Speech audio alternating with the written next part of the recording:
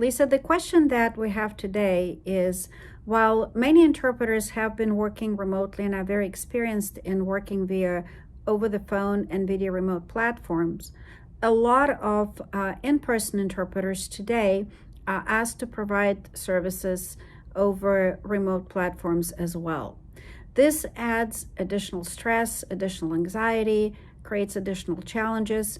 So, what advice do you have for those of us who are new to the situation and those of us who are experienced with the situation?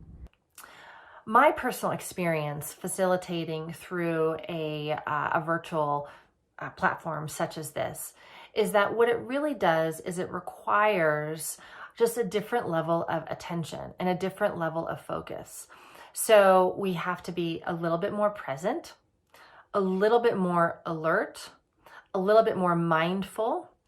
And it's interesting because we might think, yeah, but we have to do that anyway when someone's in person. But you actually have to do it even a little bit more when you're through a virtual platform. It's like you have to almost try a little bit harder, which can actually lead to a whole other level of exhaustion in the nervous system because you're having to hold and be attentive in a whole new way.